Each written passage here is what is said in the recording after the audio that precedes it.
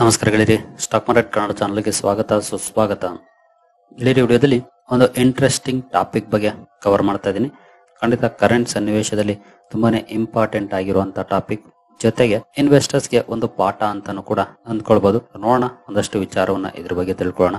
ಅದೇನು ಅಂತ ನೋಡೋದಾದ್ರೆ, ನಿಮ್ಗೆಲ್ರಿಗೂ ಗೊತ್ತಿರೋ ಹಾಗೆ ಇತ್ತೀಚೆಗೆ ನಮ್ಮ ಮಾರ್ಕೆಟ್ ಬೀಳ್ತಾ ಇತ್ತು. ಅಂದ್ರೆ ಲಾಸ್ಟ್ ಸೆಪ್ಟೆಂಬರ್ ಕೊನೆ ವಾರದಿಂದ ಆಲ್ಮೋಸ್ಟ್ ಫೆಬ್ರವರಿವರೆಗೂ ಕೂಡ ಮಾರ್ಕೆಟ್ ಡೌನ್ ಟ್ರೆಂಡ್ ಅಲ್ಲೇ ಇತ್ತು. ಆ ಸಂದರ್ಭದಲ್ಲಿ ಅಮೆರಿಕನ್ ಮಾರ್ಕೆಟ್ ತುಂಬಾನೇ ಚೆನ್ನಾಗಿ ಪರ್ಫಾರ್ಮ್ ಮಾಡ್ತಾ ಇತ್ತು. ಜೊತೆಗೆ ತುಂಬಾ ಜನ investors, especially institutional investors, especially ಅದರಲ್ಲೂ ಫಾರಿನ್ ಇನ್ಸ್ಟಿಟ್ಯೂಷನಲ್ ಇನ್ವೆಸ್ಟರ್ಸ್ ನಮ್ಮ ಇಂಡಿಯನ್ ಮಾರ್ಕೆಟ್ ಇಂದ ಪುಲ್ ಆಫ್ ಮಾಡ್ತಾ ಇದ್ರು, ಕಂಟಿನ್ಯೂಸ್ಲಿ ಡೈವೆಸ್ಟ್ ಮಾಡ್ತಾ ಇದ್ರು. ಪ್ರತಿದಿನ ಕೂಡ ನೆಟ್ ಸೆಲ್ಲರ್ಸ್ ಆಗಿರ್ತಾ ಇದ್ರು. ಆದ್ರೆ ಈಗ ಪರಿಸ್ಥಿತಿ ಸ್ವಲ್ಪ ಭಿನ್ನ ಆಗ್ತಾ ಇದೆ. ಅದ್ರ ಬಗ್ಗೆ ತಿಳ್ಕೊಳ್ಳೋಣ. ಎಸ್ಪೆಷಲಿ ಇತ್ತೀಚೆಗೆ ಬರ್ತಿರುವಂತ ಅಪ್ಡೇಟ್ಸ್ ಗಳೇನಿದಾವೆ, ಯಾರೆಲ್ಲ ಅಮೆರಿಕನ್ ಮಾರ್ಕೆಟ್ ಅಲ್ಲಿ ಇನ್ವೆಸ್ಟ್ ಮಾಡಿದ್ರು ಅವ್ರುಗಳು ಟ್ರಾಪ್ ಆದ್ರ ಅನ್ನೋಂತ ಮಾತುಗಳು ಕೇಳಿ ಬರ್ತಾ ಇದೆ. ಯಾಕೆ ಈ ರೀತಿಯ ಮಾತುಗಳು ಕೇಳಿ ಬರ್ತಾ ಇದೆ? ನಿಮ್ಗೆ ಗೊತ್ತಿರಬಹುದು, ಡೌ ಜೋನ್ಸ್ ಅಲ್ಲಿ ಇತ್ತೀಚೆಗೆ ಒಳ್ಳೆ ಕರೆಕ್ಷನ್ ನೋಡ್ಲಿಕ್ಕೆ ಸಿಗ್ತಾ ಇದೆ. ನಿನ್ನೆ ನೋಡಬಹುದು 2.5% ಡೌನ್ ಫಾಲ್ ಇದೆ. ಇನ್ ಕೇಸ್ ನಾವು 1 ಮಂತ್ ಪರ್ಫಾರ್ಮೆನ್ಸ್ ಅನ್ನು ಓಪನ್ ಮಾಡಿದ್ರೆ ಮೋರ್ ದೆನ್ 10% ಡೌನ್ ಫಾಲ್ ಡೌ ಜೋನ್ಸ್ ಅಲ್ಲಿ ನಮಗೆ ನೋಡ್ಲಿಕ್ಕೆ ಸಿಗ್ತಾ ಇದೆ. ಏನು ನಾಸ್ಡಾಕ್ ಪರ್ಫಾರ್ಮೆನ್ಸ್ ಕಡೆ ಬಂದ್ರೆ ಇಲ್ಲೂ ಕೂಡ ನಿನ್ನೆ 2.5% ಡೌನ್ ಫಾಲ್ ಇತ್ತು. 1 ಮಂತ್ ಪರ್ಫಾರ್ಮೆನ್ಸ್ ಅನ್ನು ಓಪನ್ ಮಾಡಿದ್ರೆ ನಿಯರ್ಲಿ 13% ಡೌನ್ ಫಾಲ್ ಇದೆ. ಇನ್ ಕೇಸ್ ನಾವು 6 ಮಂತ್ಸ್ ಪರ್ಫಾರ್ಮೆನ್ಸ್ ಅನ್ನು ಓಪನ್ ಮಾಡಿದ್ರೆ ಚೆನ್ನಾಗೇ ಇತ್ತು. ನೀವು ಇಲ್ಲಿ ನೋಡಬಹುದು ಫೆಬ್ರವರಿ 18th ವರೆಗೂ ತುಂಬಾನೇ ಚೆನ್ನಾಗಿತ್ತು ಪರ್ಫಾರ್ಮೆನ್ಸ್. ಬಟ್ ಆ ನಂತರ ನೋಡಬಹುದು ಯಾವ ರೀತಿ ಡೌನ್ ಫಾಲ್ ಬಂದಿದೆ ಅಂತ.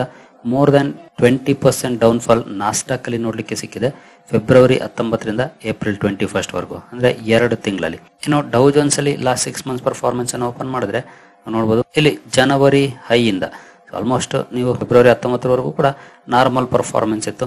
ಬಟ್ ಫೆಬ್ರವರಿ 19ರಿಂದನೇ ಇದನ್ನ ಕ್ಯಾಲ್ಕುಲೇಟ್ ಮಾಡಿದ್ರೆ ನೋಡಬಹುದು ಇಲ್ಲೂ ಕೂಡ 15% ಡೌನ್ ಫಾಲ್ ನೋಡ್ಲಿಕ್ಕೆ ಸಿಗ್ತಾ ಇದೆ 2 ತಿಂಗಳಲ್ಲಿ. 15% ಅಥವಾ 20% ಕರೆಕ್ಷನ್ ದೊಡ್ಡ ಮ್ಯಾಟರ್ ಆಗೋದಿಲ್ಲ. ಬಟ್ ಸಿಚುಯೇಷನ್ಸ್ ಏನಿದೆ ಡಿಫರೆನ್ಸ್ ಮಾಡುತ್ತೆ.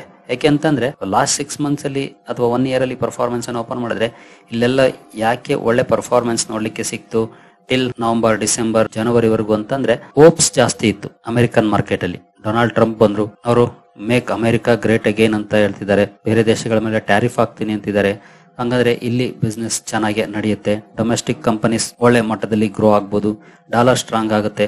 ಈ ರೀತಿಯ ಸಾಕಷ್ಟು ಕಥೆಗಳು ಕೇಳ್ತಾ ಇತ್ತು. ಅದು ಫ್ಯಾಕ್ಟ್ ಕೂಡ. ಅವರು ಹೇಳಿದ್ದನ್ನ ಸಾಧನೆ ಮಾಡಿದ್ರೆ ಖಂಡಿತ ಡೊಮೆಸ್ಟಿಕ್ ಇಂಡಸ್ಟ್ರಿ ಚೆನ್ನಾಗಿ ಬೆಳೆಯುತ್ತೆ, ಜೊತೆಗೆ ಡಾಲರ್ ಕೂಡ ಸ್ಟ್ರಾಂಗ್ ಆಗುತ್ತೆ, ಅದರಲ್ಲೇನ್ ಡೌಟ್ ಇಲ್ಲ. ಆದ್ರೆ ಅದು ಸಾಧ್ಯ ಆಗ್ಬೇಕು ಅಂತಂದ್ರೆ ಓವರ್ ನೈಟ್ ಅಲ್ಲಿ ಸಾಧ್ಯ ಆಗೋದಿಲ್ಲ. ಅದನ್ನ ಅರ್ಥ ಮಾಡ್ಕೊಳ್ಬೇಕು. ಅದೇ ಎಕ್ಸ್ಪೆಕ್ಟೇಷನ್ಸ್ ಮೇಲೆ ತುಂಬಾ ಜನ ಇನ್ವೆಸ್ಟರ್ಸ್ ಅಮೆರಿಕನ್ ಮಾರ್ಕೆಟ್ ಕಡೆ ಹೋದ್ರು. ಒಂದಷ್ಟು ಜನ ಇನ್ವೆಸ್ಟರ್ಸ್ ಚೈನೀಸ್ ಮಾರ್ಕೆಟ್ ಕಡೆ ಹೋದ್ರು. ಈಗ ಚೈನೀಸ್ ಮಾರ್ಕೆಟ್ ಕೂಡ ಅನ್ಸರ್ಟೈನ್ ಮೊಮೆಂಟಮ್ ನ ಕಾಣ್ತಾ ಇದೆ because of tariffs. At the same time American market ಕೂಡ ಡೌನ್ ಟ್ರೆಂಡ್ ಗೆ ಮೂವ್ ಆಗ್ತಾ ಇದೆ. ಈಗ ಜೊತೆಗೆ ನಾವಿಲ್ಲಿ ಒಂದು ಡೇಟಾ ನೋಡಬಹುದು. The Dow is currently on track for its worst April performance since 1932. 1932ರ ವರ್ಸ್ಟ್ ಪರ್ಫಾರ್ಮೆನ್ಸ್ ಏನಿತ್ತು ಏಪ್ರಿಲ್ ಅಲ್ಲಿ, ಅದನ್ನ ಬೀಟ್ ಮಾಡೋ ರೀತಿಯ ವರ್ಸ್ಟ್ ಪರ್ಫಾರ್ಮೆನ್ಸ್ ನೋಡ್ಲಿಕ್ಕೆ ಸಿಗ್ತಾ ಇದೆ. ಆಗಿನ ಪರ್ಫಾರ್ಮೆನ್ಸ್ ಏನಿತ್ತು ಗ್ರೇಟ್ ಡಿಪ್ರೆಷನ್ ಸಂದರ್ಭದಲ್ಲಿ ಬಂದಂತ ಡೌನ್ ಫಾಲ್, ಅದನ್ನ ಮ್ಯಾಚ್ ಮಾಡೋ ಲೆವೆಲ್ಗೆ ಡೌನ್ ಪರ್ಫಾರ್ಮೆನ್ಸ್ ಡೌ ಜೋನ್ಸ್ ಅಲ್ಲಿ ನೋಡ್ಲಿಕ್ಕೆ ಸಿಗ್ತಾ ಇದೆ. ಇದು ಸಾಕಷ್ಟು ಕನ್ಸರ್ನ್ ಗೆ ಕಾರಣ ಆಗ್ತಿದೆ ಅಂತಾನೆ ಹೇಳ್ಬೋದು ಅಮೆರಿಕನ್ ಮಾರ್ಕೆಟ್ ಅಲ್ಲಿ. ಇದಕ್ಕೆ ಕಾರಣಗಳು ಹಲವಾರು ಇದ್ದಾವೆ. ನಾನು ಮೊನ್ನೆ ತಾನೆ ವಿಡಿಯೋ ಕವರ್ ಮಾಡಿದ್ದೀನಿ ಒಂದನ್ನ. ಫೆಡ್ ಚೇರ್ ಜೆರೋಮ್ ಪವೆಲ್ ಅವರ ಜೊತೆಗಿನ ಟಸ್ಸಲ್ ಏನಿದೆ ಡೊನಾಲ್ಡ್ ಟ್ರಂಪ್ ಅವ್ರದ್ದು, ಅದು ಖಂಡಿತ ಒಳ್ಳೆ ಇಂಡಿಕೇಶನ್ ಅನ್ನ ಕೊಡೋದಿಲ್ಲ. ಇನ್ವೆಸ್ಟರ್ಸ್ ಗೆ ಭಯದ ವಾತಾವರಣ ಸೃಷ್ಟಿಸುತ್ತೆ. ಯಾಕೆಂತಂದ್ರೆ ಸೆಂಟ್ರಲ್ ಬ್ಯಾಂಕ್ ನ ಪಾಲಿಸೀಸ್ ಅಲ್ಲಿ ಗವರ್ನಮೆಂಟ್ ಇನ್ವಾಲ್ವ್ ಆಗೋದು ಅಷ್ಟು ಒಳ್ಳೆ ಸುದ್ದಿ ಆಗೋದಿಲ್ಲ. ಇನ್ ಕೇಸ್ ಎರಡು ಕೂಡ ಮ್ಯಾಚ್ ಆದ್ರೆ ಅದು ಬೇರೆ ಮಾತು. ಇಲ್ಲಿ ಒಬ್ರಿಗೊಬ್ರು ತದ್ವಿರುದ್ಧವಾಗಿ ಮಾತಾಡ್ತಿದ್ದಾರೆ, ಅದೊಂದು ಸಮಸ್ಯೆ. ಇದಕ್ಕಿಂತ ದೊಡ್ಡ ಸಮಸ್ಯೆಯನ್ನ ತರ್ತಾ ಇರೋದು ಅಂತಂದ್ರೆ ಅದು ಚೈನಾಗೆ ದೊಡ್ಡ ಸಮಸ್ಯೆಯನ್ನ ಅಮೆರಿಕ ಕೊಡ್ತಾ ಇದೆ. ಅಟ್ ದ ಸೇಮ್ ಟೈಮ್ ಆ ದೊಡ್ಡ ಸಮಸ್ಯೆಯನ್ನ ಚೈನಾ ಕೂಡ ಕೊಡುವ ತಯಾರಿಯಲ್ಲಿದೆ. ಜೊತೆಗೆ ಕೊಡ್ತಾರೋ ಬಿಡ್ತಾರೋ, ಬಟ್ ಧಮಕಿ ಅಂತೂ ಆಗ್ತಿದ್ದಾರೆ. ಇನ್ ಕೇಸ್ ಇದು ಅಂದ್ರೆ ಇವ್ರು ಏನ್ ಧಮಕಿ ಆಗ್ತಿದ್ದಾರೆ ಅದು ನಿಜ ಆದ್ರೆ ಖಂಡಿತ ಅಮೆರಿಕನ್ ಮಾರ್ಕೆಟ್ಗೆ ಇನ್ನು ದೊಡ್ಡ ನೆಗೆಟಿವ್ ಸುದ್ದಿ ಅಂತಾನೆ ಹೇಳ್ಬೋದು. ಹಾಗಾದ್ರೆ ಏನ್ ಮಾಡ್ಬೋದು ಚೈನಾ? ನಿಮ್ಗೆ ಗೊತ್ತಿರಬಹುದು, ಚೈನಾ ಸಾಕಷ್ಟು ಇನ್ವೆಸ್ಟ್ಮೆಂಟ್ ಅನ್ನ ಅಮೆರಿಕದಲ್ಲೂ ಕೂಡ ಮಾಡಿದೆ, ಹಾಗೆ ಅಮೆರಿಕ ಚೈನಾದಲ್ಲೂ ಕೂಡ ಮಾಡಿದೆ. ಜೊತೆಗೆ ದೊಡ್ಡ ದೊಡ್ಡ ಅಮೆರಿಕನ್ ಇಂಡಸ್ಟ್ರಿಯಲಿಸ್ಟ್ ಚೈನಾದಲ್ಲಿ ದೊಡ್ಡ ದೊಡ್ಡ ಇನ್ವೆಸ್ಟ್ಮೆಂಟ್ ಅನ್ನ ಮಾಡಿದ್ದಾರೆ. ಇವತ್ತು ಕೂಡ ಏನಾದ್ರೂ ಚೈನಾ ಪರವಾಗಿ ಲಾಬಿ ನಡೀತಾ ಇದೆ ಅಥವಾ ಥ್ರೂಔಟ್ ಅಮೆರಿಕ ಟ್ರಂಪ್ ವಿರುದ್ಧ ಪ್ರತಿಭಟನೆಗಳು ನಡೀತಾ ಇದಾವೆ ಅಂತಂದ್ರೆ ಅದಕ್ಕೆ ಕಾರಣನೇ ಚೈನಾದಲ್ಲಿ ಇನ್ವೆಸ್ಟ್ ಮಾಡಿರೋ ಅಂತಹ ದೊಡ್ಡ ದೊಡ್ಡ ಇನ್ವೆಸ್ಟರ್ಸ್, ಅಮೆರಿಕನ್ ಇನ್ವೆಸ್ಟರ್ಸ್. ಯಾಕಂದ್ರೆ ಚೈನಾದ ಮೇಲೆ ಇವರು ಟ್ಯಾರಿಫ್ ಹಾಕೋದು ಅವರುಗಳ ಬಿಸ್ನೆಸ್ ಗೆ ಹೊಡೆತವನ್ನ ಕೊಡುತ್ತೆ. ಹಾಗಾಗಿ ಅವರು ಕೂಡ ಲಾಬಿಯನ್ನ ಚೈನಾದ ಪರವಾಗಿ ಮಾಡ್ತಾ ಇರ್ತಾರೆ. ಯಾಕಂದ್ರೆ ಇದ್ದಕ್ಕಿದ್ದಾಗೆ ದೇಶಾದ್ಯಂತ ಟ್ರಂಪ್ ವಿರುದ್ಧ ಜನ ಬೀದಿಗಿಳಿತಾರೆ ಅಂತಂದ್ರೆ ಅವ್ರೇನ್ ಸುಮ್ನೆ ಬರೋದಿಲ್ಲ. ಅದ್ರ ಹಿಂದೆ ಒಬ್ರು ಇದ್ದೇ ಇರ್ತಾರೆ. ಯೂಶುವಲಿ ನಿಮ್ಗೆ ಗೊತ್ತಿದೆ, ಈ ರೀತಿಯ ಜನ ಬರಬೇಕು ಅಂತಂದ್ರೆ ಅದಕ್ಕೆ ಸಾಕಷ್ಟು ದುಡ್ಡು ಕೂಡ ಕೊಡಬೇಕು. ಅದರ ಹಿಂದೆ ಖಂಡಿತ ಚೈನಾದಲ್ಲಿ ಇನ್ವೆಸ್ಟ್ ಮಾಡಿರುವಂತ ಅಮೆರಿಕನ್ ಇನ್ವೆಸ್ಟರ್ಸ್ ನ ಕೈ ಇದ್ದೇ ಇರುತ್ತೆ. ಇದು ಎಲ್ರಿಗೂ ಗೊತ್ತಿರುವಂತದ್ದು. ಇನ್ ಕೇಸ್ ನಮ್ಮ ದೇಶದಲ್ಲಿ ಜನ ಸ್ಟ್ರೀಟ್ ಗಿಳಿಬೇಕು ಅಂತಂದ್ರೂ ಕೂಡ ಅದರ ಹಿಂದೆ ಕಾಣದ ಕೈಗಳು ಇದ್ದೇ ಇರುತ್ತವೆ. ಅದು ಎಲ್ರಿಗೂ ಗೊತ್ತಿರುವಂತ ಸತ್ಯ. ಹಾಗಾದ್ರೆ ಚೈನಾ ಏನ್ ಮಾಡಬಹುದು ಆ ವಿಚಾರಕ್ಕೆ ನಾವು ಬರೋಣ. ನೋಡಬಹುದು, China is doubling down. China has just announced that they will be pulling back from US private equity investments. Chinese state-backed funds are halting new investments in US PE firms due to government pressure. ಅಂದ್ರೆ US ಅಲ್ಲಿ private equity investments ಏನಿದೆ, ಚೈನಾದ investments ಅಲ್ಲಿ invest ಮಾಡೋದಕ್ಕೆ ತಡೆ ಆಗ್ತಿದೆ China. ಅಲ್ಲಿ ಈಗಾಗಲೇ ಇನ್ವೆಸ್ಟ್ ಮಾಡಿರುವಂತ ಇನ್ವೆಸ್ಟ್ಮೆಂಟ್ ಅನ್ನ ಆಚೆ ತೆಗಿಲಿಕ್ಕೆ ಪ್ರೆಷರ್ ಆಗ್ತಾ ಇದೆ. ನೋಡಬಹುದು, according to PE executives, funds like China Investment Corporation have already begun withdrawing planned commitments. ಒಂದಷ್ಟು planned commitments ಸಂಬಂಧಪಟ್ಟಂತೆ ವಿತ್ಡ್ರಾ ಅನ್ನು ಕೂಡ ಈಗಾಗಲೇ ಶುರು ಮಾಡಿದ್ದೇವೆ. Chinese investors are also avoiding US linked deals even when managed by non-US based PE funds. non-US based PE funds manage ಮಾಡ್ತಿರುವಂತ US linked deals ಅನ್ನು ಕೂಡ ಈಗಾಗಲೇ ಚೈನೀಸ್ ಇನ್ವೆಸ್ಟರ್ಸ್ ಅವಾಯ್ಡ್ ಮಾಡ್ತಿದ್ದಾರೆ. ಅದಕ್ಕೆ ಕಾರಣನೇ ಚೈನೀಸ್ ಗವರ್ನಮೆಂಟ್. ಟೋಟಲಿ ಹೇಳ್ಬೇಕು ಅಂತಂದ್ರೆ ಚೈನಾ ಅಮೆರಿಕದಲ್ಲಿ ಇನ್ವೆಸ್ಟ್ ಮಾಡೋದನ್ನ ತಡೀಲಿಕ್ಕೆ ಹೋಗ್ತಾ ಇದೆ. ಜೊತೆಗೆ ಈಗಾಗಲೇ ಇನ್ವೆಸ್ಟ್ ಮಾಡಿರುವಂತ ಇನ್ವೆಸ್ಟ್ಮೆಂಟ್ ಅನ್ನು ಕೂಡ ಪುಲ್ ಔಟ್ ಮಾಡುವಂತ ವಾರ್ನಿಂಗ್ ಅನ್ನು ಕೊಡ್ತಾ ಇದೆ ಇಂಡೈರೆಕ್ಟ್ಲಿ ಅಂತಾನೆ ಹೇಳ್ಬೋದು. ಇಲ್ಲಿ ನೋಡಬಹುದು, China is seeking to isolate the US through trade and investment. The US-China trade war just escalated to a new level. ಹೊಸ ಲೆವೆಲ್ಗೆ ಚೀನಾ US ಟ್ರೇಡ್ ವಾರ್ ಹೋಗ್ತಾ ಇದೆ ಈಗ. ಇದ್ರ ಜೊತೆ ಇದಷ್ಟೇ ಅಲ್ಲ, ಇದು ಪ್ರೈವೇಟ್ ಇನ್ವೆಸ್ಟ್ಮೆಂಟ್ ಆಯ್ತು, ಇಕ್ವಿಟಿ ಇನ್ವೆಸ್ಟ್ಮೆಂಟ್ಸ್ ಆಯ್ತು. ಇದನ್ನ ಬಿಟ್ಟು US bonds, China warned against US bond sell off in response to tariffs. Bonds ಅಲ್ಲೂ ಕೂಡ ಬಿಗ್ ಇನ್ವೆಸ್ಟ್ಮೆಂಟ್ ಇದೆ ಚೈನಾದು. ನೋಡಬಹುದು, ಇನ್ 2024 2024 ಡೇಟಾ ಇದು held on average of $772.5 billion in treasury bonds. $772.5 billion ಮೊತ್ತದ ಟ್ರೆಜರಿ ಬಾಂಡ್ಸ್ ಚೀನಾದ ಹತ್ರ ಇದೆ, ಅಮೆರಿಕದ್ದು. ಜೊತೆಗೆ ನೋಡಬಹುದು, is the second largest foreign US debt holder. Second largest debt holder ಆಗಿದೆ, ಜಸ್ಟ್ ಬಿಹೈಂಡ್ ಜಪಾನ್. ಜಪಾನ್ ಅತಿ ಹೆಚ್ಚು ಡೆಟ್ ಹೋಲ್ಡರ್ ಆಗಿದೆ, ಅದರ ನಂತರ ಬರೋದೆ ಚೈನಾ. ಇದು 2% ಆಫ್ US ಪಬ್ಲಿಕ್ ಡೆಟ್ ಅನ್ನ ರೆಪ್ರೆಸೆಂಟ್ ಮಾಡ್ತಾ ಇದೆ. ಜಸ್ಟ್ 2% ಅನ್ನೋದು easy, but big negative impact ಮಾಡುವಂತ ಕೇಪಬಿಲಿಟಿಯನ್ನ ಹೊಂದಿರುವಂತದ್ದು. ಅದೇ ಕಾರಣಕ್ಕೆ ಚೀನಾ ಇದನ್ನ ಇಟ್ಕೊಂಡು ಬ್ಲಾಕ್ ಮೇಲಿಂಗ್ ಮಾಡುವಂತ ತಂತ್ರವನ್ನು ಬಳಸ್ತಾ ಇದೆ. ಇಲ್ಲೇ ನೋಡಬಹುದು, China warned against US bond sell off in response to tariffs. ಒಂದು ಬಾಂಡ್ಸ್, ಇನ್ನೊಂದು ಪ್ರೈವೇಟ್ ಇಕ್ವಿಟಿ ಇನ್ವೆಸ್ಟ್ಮೆಂಟ್. ಇದಕ್ಕೆ ಅಮೆರಿಕ ಏನ್ ಮಾಡುತ್ತೆ, ಅಮೆರಿಕ ಕೂಡ ಇದಕ್ಕೆ ತಕ್ಕಂತೆನೆ ಪ್ಲಾನ್ ಮಾಡಿದೆ. ನೋಡಬಹುದು, market mayhem ahead. US investors might be forced to exit $800 billion in Chinese equities if tensions eat up, says top investment bank. Chinese equities ಅಲ್ಲೂ ಕೂಡ ಅಮೆರಿಕದ ಇನ್ವೆಸ್ಟರ್ಸ್ ಸುಮಾರು $800 billion ಇನ್ವೆಸ್ಟ್ಮೆಂಟ್ ಅನ್ನ ಮಾಡಿದ್ದಾರೆ. ಅವರ ಮೇಲೆ ಪ್ರೆಷರ್ ಅನ್ನ ಏರ್ಬಹುದು ಸರ್ಕಾರ. ಅಲ್ಲಿಂದ ಡೈವೆಸ್ಟ್ ಮಾಡಿ, ಅಲ್ಲಿಂದ ಆಚೆ ಬನ್ನಿ, ಅಥವಾ ಅದನ್ನ ಸೆಲ್ ಆಫ್ ಮಾಡಿ ಅನ್ನುವಂತ ಮಾತುಗಳು ಕೇಳಿ ಬರ್ತಾ ಇದೆ. ಅದರಲ್ಲೂ ಟಾಪ್ ಇನ್ವೆಸ್ಟ್ಮೆಂಟ್ ಬ್ಯಾಂಕ್ ಈ ಮಾತನ್ನ ಹೇಳ್ತಾ ಇರೋದು. ಅದರಲ್ಲೂ ಯಾರು ಅಂತ ಕೂಡ ನೋಡಬಹುದು, ಗೋಲ್ಡ್ಮನ್ ಸಾಚಸ್ ಅವರು. ಜೊತೆಗೆ ಅಮೆರಿಕನ್ ADRs ಅಲ್ಲೂ ಕೂಡ ಹಲವಾರು US ಕಂಪನೀಸ್ ಲಿಸ್ಟ್ ಆಗಿದ್ದಾವೆ. ಚೀನೀಸ್ ಸ್ಟಾಕ್ಸ್ ಅಲ್ಲಿ ಓವರ್ ಆಲ್ $800 billion ಮೊತ್ತದ ಸ್ಟೇಕ್ಸ್ ಅನ್ನು ಸೇಲ್ ಮಾಡುವಂತ ಪ್ರೆಷರ್ ಅನ್ನ ಸರ್ಕಾರ ಕ್ರಿಯೇಟ್ ಮಾಡ್ತಿದೆ US ಇನ್ವೆಸ್ಟರ್ಸ್ ಅಲ್ಲಿ. ಒಟ್ಟಿನಲ್ಲಿ ಇಬ್ರು ಕೂಡ ದೊಡ್ಡ ಮಟ್ಟದಲ್ಲಿ ಒಬ್ರಿಗೊಬ್ರು ಈ ವಿಚಾರದಲ್ಲಿ ಮಾತುಗಳನ್ನ ಎಕ್ಸ್ಚೇಂಜ್ ಮಾಡ್ತಾ ಇದಾರೆ.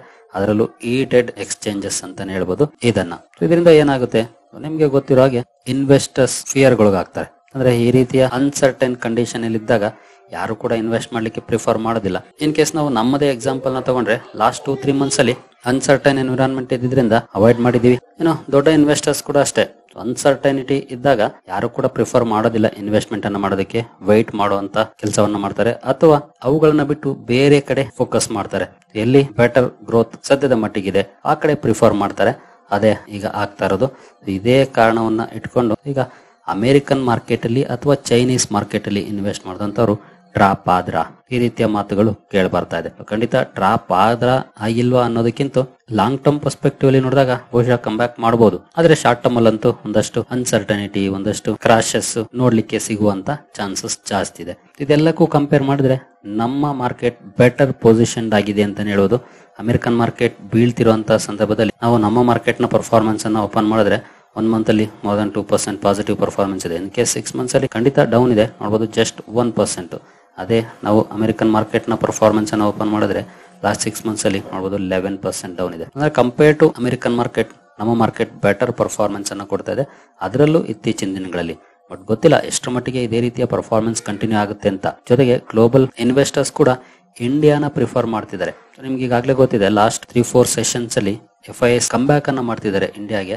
ಜೊತೆಗೆ ನೋಡಬಹುದು ಇಲ್ಲಿ sell US and buy Indian stock says Chris Wood ups India exposure. Chris Wood ಬಗ್ಗೆ ನಿಮ್ಗೆ ಈಗಾಗಲೇ ಗೊತ್ತಿದೆ, ನಾನು ಹಿಂದೆ ಸಾಕಷ್ಟು ಸಲ ವಿಡಿಯೋಗಳನ್ನ ಇವರ ಇಂಟರ್ವ್ಯೂಗಳಿಗೆ ಸಂಬಂಧಪಟ್ಟಂತೆ ಕವರ್ ಮಾಡಿದ್ದೀನಿ. ಇವರು ಇಂಡಿಯಾದ ಬಗ್ಗೆ ಖಂಡಿತ ಸಾಕಷ್ಟು ಪಾಸಿಟಿವ್ ಪಾಯಿಂಟ್ಸ್ ಅನ್ನ ಈ ಹಿಂದೆ ಕೊಟ್ಟಿದ್ದಾರೆ. ಲಾಂಗ್ ಟರ್ಮ್ ಗ್ರೋತ್ ಹಿಂದೆಯಿಂದನೂ ಕೂಡ ತುಂಬಾನೇ ಚೆನ್ನಾಗಿದೆ ಇಂಡಿಯಾದಲ್ಲಿ ಅಂತ ಹೇಳ್ಕೊಂಡು ಬಂದಿರೋರು. ಇತ್ತೀಚೆಗೆ ಮಾರ್ಕೆಟ್ ಬಿದ್ದಂತ ಸಂದರ್ಭದಲ್ಲೂ ಕೂಡ ಇವರು ಶಾರ್ಟ್ ಟರ್ಮ್ ಅಲ್ಲಿ ಹೆಡ್ವಿಂಡ್ಸ್ ಇದೆ, but long term growth intact ಇದೆ ಅನ್ನೋಂತ ಮಾತನ್ನ ಹೇಳಿದ್ರು.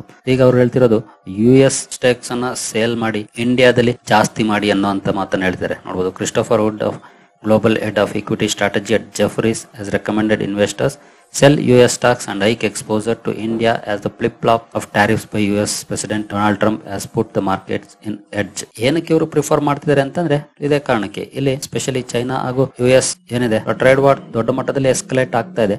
ಇಂತಹ ಸಂದರ್ಭದಲ್ಲಿ ಅನ್ಸರ್ಟನಿಟಿ ಜಾಸ್ತಿನೇ ಆಗ್ತಿರುವಂತಹ ಸಂದರ್ಭದಲ್ಲಿ ಆಬ್ವಿಯಸ್ಲಿ ಇನ್ವೆಸ್ಟರ್ಸ್ ದೂರ ಇರ್ಲಿಕ್ಕೆ ಪ್ರಿಫರ್ ಮಾಡ್ತಾರೆ.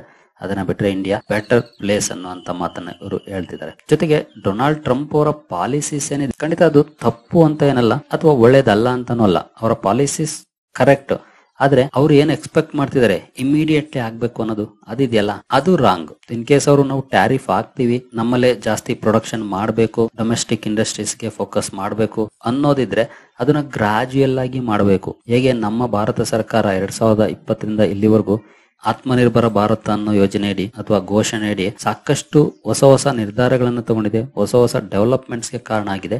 ಗ್ರಾಜುಯಲ್ ಆಗಿ ನಮ್ಮ ಎಕ್ಸ್ಪೋರ್ಟ್ಸ್ ಕೂಡ ರೈಸ್ ಆಗ್ತಾ ಇದೆ, ನಮ್ಮ ಮ್ಯಾನುಫ್ಯಾಕ್ಚರಿಂಗ್ ಕೆಪಾಸಿಟಿ ಕೂಡ ಇಂಪ್ರೂವ್ ಆಗ್ತಾ ಇದೆ.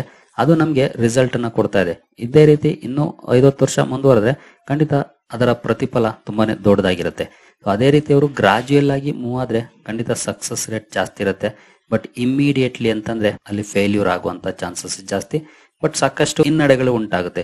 ಜೊತೆಗೆ ಆ ಹಿನ್ನಡೆಗಳನ್ನ ಮ್ಯಾಚ್ ಮಾಡಬೇಕು ಅಂತಂದ್ರೆ ಬಹುಶಃ 4-5 ವರ್ಷದ ಗ್ರೋತ್ ಹಿಂದೆ ಹೋಗುವಂತ ಚಾನ್ಸಸ್ ಇರುತ್ತೆ. ಅದನ್ನ ಅವರು ಯಾಕೆ ಇಗ್ನೋರ್ ಮಾಡ್ತಿದಾರೋ ಗೊತ್ತಿಲ್ಲ. ಫಾರ್ ಎಕ್ಸಾಂಪಲ್ ನಮ್ಗೆ ಇತ್ತೀಚೆಗಿನ ಬೆಸ್ಟ್ ಎಕ್ಸಾಂಪಲ್ ಅಂತಂದ್ರೆ ಶ್ರೀಲಂಕಾದಲ್ಲಿ ಆರ್ಗ್ಯಾನಿಕ್ ಫಾರ್ಮಿಂಗ್ ಅಥವಾ ನ್ಯಾಚುರಲ್ ಫಾರ್ಮಿಂಗ್ ಮಾಡಬೇಕು ಅಂತ ಮ್ಯಾಂಡೇಟರಿ ಮಾಡ್ಬಿಟ್ರು. ಆನಂತರ ಅಲ್ಲಿ ಫುಡ್ ಕ್ರೈಸಿಸ್ ಉಂಟಾಯ್ತು. ಆಮೇಲೆ ಶ್ರೀಲಂಕಾದಲ್ಲಿ ಏನೆಲ್ಲ ಡೆವಲಪ್ಮೆಂಟ್ಸ್ ಆಯ್ತು ಅಂತ ನಿಮ್ಗೆ ಗೊತ್ತಿದೆ ಚೆನ್ನಾಗಿ. ಹಾಗಾಗಿ ಇಮಿಡಿಯೇಟ್ಲಿ ಚೇಂಜ್ ಮಾಡಕ್ ಆಗೋದಿಲ್ಲ, ಗ್ರಾಜುಯಲ್ ಆಗಿ ಚೇಂಜ್ ಮಾಡಬೇಕು. ಆ ಪ್ರಯತ್ನ ಕೇಳಿದ್ರೆ ಬಹುಶಃ ಟ್ರಂಪ್ ಸಕ್ಸಸ್ ಆಗೋದ್ರಲ್ಲಿ ಡೌಟ್ ಇಲ್ಲ.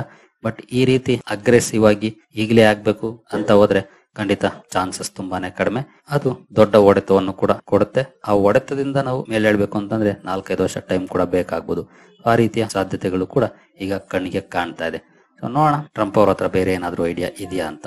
ಒಟ್ನಲ್ಲಿ ಚೈನಾ ಹಾಗೂ US ನಡುವಿನ ಕುದ್ದಾಟ ದೊಡ್ಡ ಮಟ್ಟದಲ್ಲಿ ಸಾಗ್ತಾ ಇದೆ.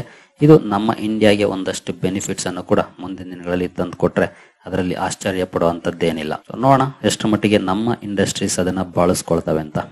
ಸರಿ ಗೆಳೆಯರಿ, ಈ ವಿಡಿಯೋ ನಿಮ್ಗೆ ಇಷ್ಟ ಆಗಿದೆ ಅಂದ್ಕೊಳ್ತೀನಿ. ಮುಂದಿನ ವಿಡಿಯೋದಲ್ಲಿ ಸಿಗೋಣ. ಅಲ್ಲಿವರೆಗೂ ಜೈ ಹಿಂದ್, ಜೈ ಕರ್ನಾಟಕ.